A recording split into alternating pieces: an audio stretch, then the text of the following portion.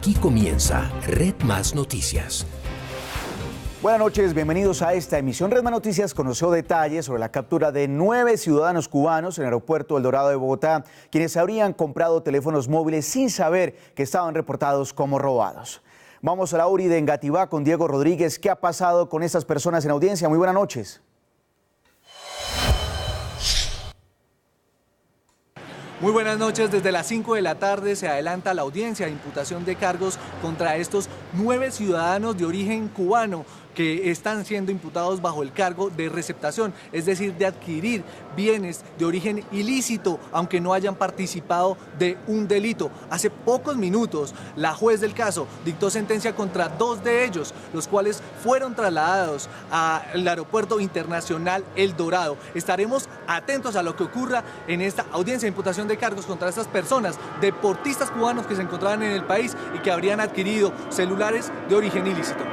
Diego, gracias. Y según información entregada por la policía, presuntamente integrantes de la red de apoyo al terrorismo de la Comisión Camilo Cienfuegos del ELN interceptaron un bus de servicio público perteneciente a la flota Libertadores en el tramo vial Saravena-Arauquita, en la vereda Campamento, departamento de Arauca, y después de hacer descender a los pasajeros y conductores, quemaron el automotor. Esto se da en medio de otros atentados que se han cometido tras la terminación del cese al fuego y de hostilidades entre el gobierno y el ELN.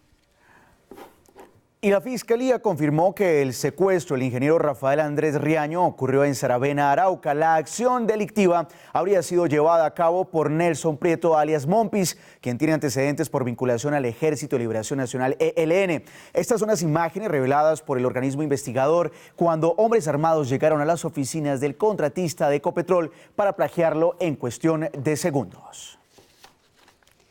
Y el oleoducto trasandino en Nariño fue objeto de otra acción terrorista. El ELN también sería la organización ilegal responsable de este ataque. Al tramo de la estructura afectada, ubicado en Ricaurte, llegaron los soldados del Plan Meteoro y del Grupo Mecanizado General José María Cabal, lo mismo que unidades del Grupo de Explosiones y Demoliciones para asegurar la zona.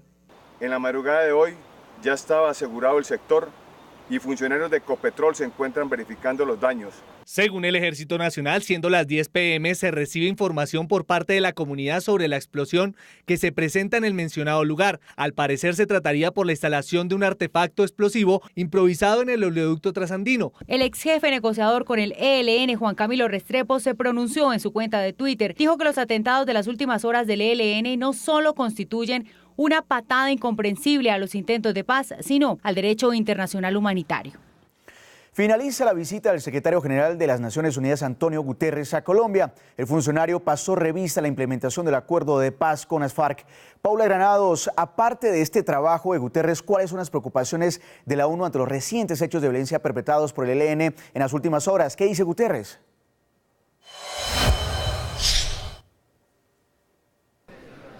Compañeros en estudio, muy buenas noches. Termina la visita del secretario general de la ONU, Antonio Guterres. Varias conclusiones. La primera, la preocupación con la que queda la ONU frente a la escalada terrorista de los últimos actos violentos por parte del ELN. También el secretario Guterres exhortó al gobierno para que no decline en su intención de volver a pactar un cese al fuego.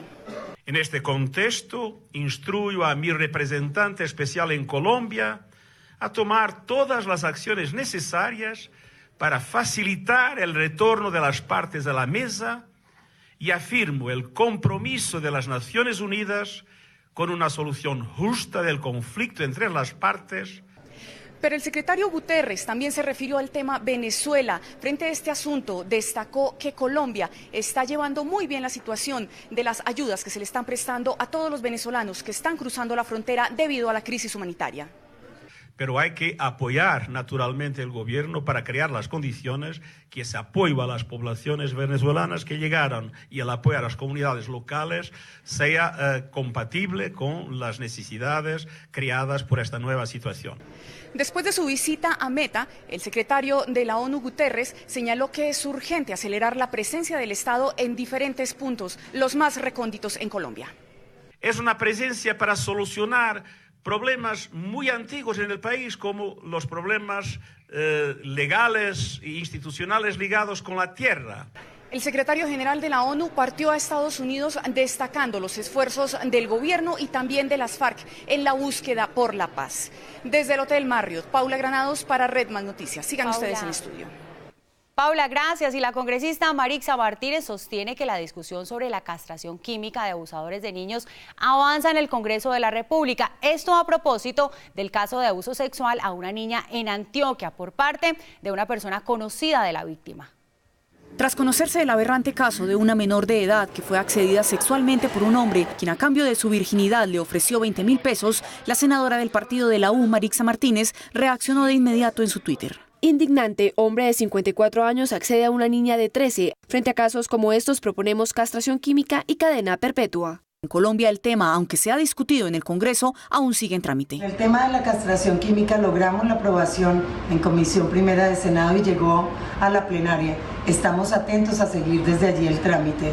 Y la cadena perpetua ha tenido muchos problemas para su aprobación en el Congreso. La senadora indicó la manera como se debería aplicar la castración a violadores de niños. Es el suministro de medicamentos, ya sea vía oral o vía sanguínea, para que se inhiba la testosterona y de esta manera poder controlar ese impulso primario. La senadora Martínez dijo también que es necesario que a los funcionarios judiciales que deciden darle casa por cárcel a los abusadores se les debería abrir procesos judiciales. ¿Hay volteo de tierras en Chía, Cundinamarca? Pues la CAR frenó el relleno ilegal de un humedal que pasa por un predio en el que habitantes de la zona denuncian que estarían intentando desarrollar un proyecto de viviendas. La alcaldía tendrá que garantizar la recuperación de la fuente hídrica. Por medio de esta resolución, la Corporación Autónoma Regional de Cundinamarca determinó que el humedal La Chucua de Fagua fue rellenada de manera ilegal y desviado su cauce con tierra y escombros e impuso una medida preventiva. Suspender cualquier actividad dentro del predio y obligar a quienes deterioraron el cauce de la Chucua a su recomposición. La decisión se logró gracias a las denuncias de la comunidad, quienes grabaron las acciones ilegales. Por lo menos 8 o 10 volquetas trayendo tierra, movilizando tierra. La Chucua alcanzó a sufrir daños ambientales que afectaría la biodiversidad del sector. Tenemos aves como la tingua, de pico rojo, de pico amarillo, y animales propios de la sabana. Esta, la Chucua Fagua, tiene una longitud de 5.3 kilómetros desde el sector La Alquería hasta el río Frío. En este punto, la hacienda del Darién, su cauce de 16 metros se reduce a tan solo 1 metro. La alcaldía municipal permitió que fuera taponado y canalizado con el propósito de favorecer los constructores que quieren urbanizar el predio del Darién. Eso es lo que llamaríamos un volteo de tierras en este momento. A pesar de que la CAR establece que es un humedal, el alcalde de Chía contradice a la entidad. Pero realmente eso no es un cuerpo hídrico, eso es un vallado. Y en ningún momento es 1 kilómetro ni nada, eso es un pedazo que le redefinieron el cauce. Para ustedes, ¿qué tipo de cuerpo hídrico es ese? El que estableció la CAR. Y ya con la actuación de la autoridad ambiental, asegura que cumplirá con el acto administrativo. Esta semana vamos a iniciar notificando y requiriendo a los dueños del predio para que inicien un plan de recuperación y adecuación. La alcaldía también aseguró que el predio no tiene ninguna licencia de construcción o de plan parcial, que se trata de una finca rural y que en el momento no tiene solicitud alguna de desarrollo constructivo.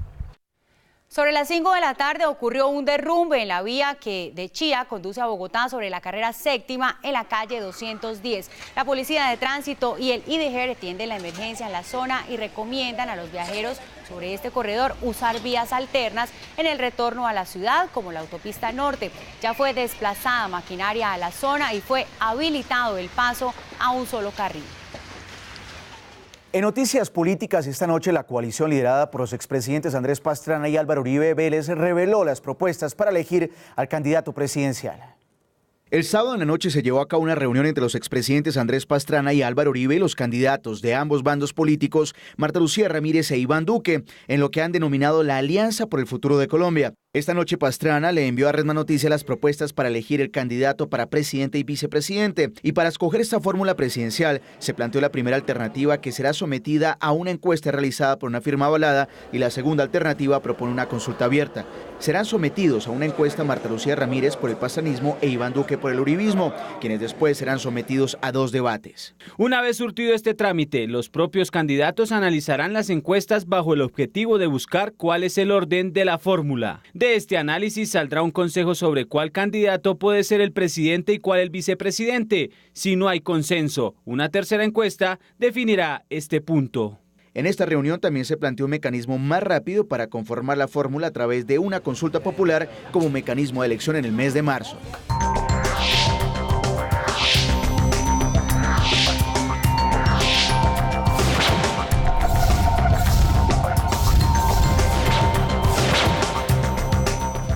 En noticias internacionales, el sur de Perú se sacudió esta madrugada por un fuerte sismo. El presidente Kuczynski viajó a las zonas afectadas. El sismo de 6,8 de magnitud sacudió la costa de Perú cerca de las 4:18 hora local. Según el Instituto Geofísico, el epicentro fue en el mar a 56 kilómetros al sureste de la ciudad de Acarí, en el departamento de Arequipa, en el sur del país. La profundidad fue de 48 kilómetros. El movimiento telúrico se sintió fuertemente en Lima y en varias ciudades. Hasta el momento se registran 2 personas fallecidas y más de 65 heridas. Viviendas y vías también quedaron destruidas. El presidente Pedro Pablo Kuczynski llegó a Arequipa para verificar la magnitud de los hechos. Allí hizo un llamado a la calma.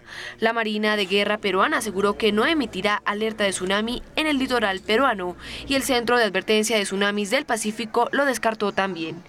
Por su parte, autoridades aseguraron que todo está bajo control y que el hecho no afectará la llegada del Papa Francisco a suelo peruano. Y a propósito de Perú, el expresidente Alberto Fujimori fue trasladado de urgencia a una clínica de Lima. El exmandatario sufrió una recaída por causa de una arritmia cardíaca. La decisión fue tomada por los cardiólogos que lo monitorean en su residencia. Según versiones, su médico afirmó que aunque durante la semana evolucionó favorablemente, aún no está estable. A un día de la llegada del Papa Francisco a Chile, un nuevo ataque contra otro templo católico incrementa la tensión. El hecho ocurrió cerca de la 1 de la madrugada, hora local, en la iglesia San Agustín de Melipilla, en la zona metropolitana. La única iglesia que ilumina es la que arde, es la que está en llamas, no al Papa, dice el texto pintado en el santuario.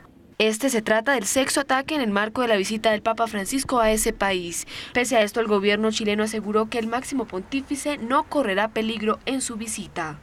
El ministro de Interior recalcó en medios locales que existe una coordinación de los órganos de seguridad e inteligencia de Estado, que se sigue potencializando aún más tras los atentados.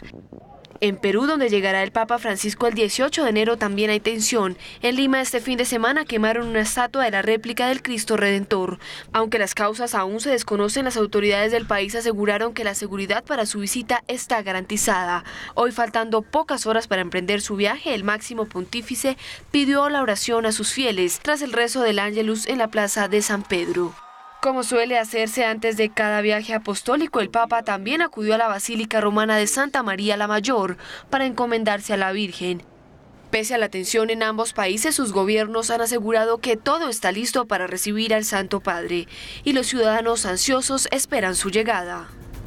Y la escasez de alimentos aumenta el caos en Venezuela. En lo que va del año, más de 100 situaciones se han presentado entre saqueos e intentos de saqueo. Este fin de semana continuaron las protestas y el asalto a comercios en diversas regiones del país. Más de 22 locales fueron saqueados en la localidad de Calabozo. En los últimos días, 6 personas han muerto en medio de las protestas por comida.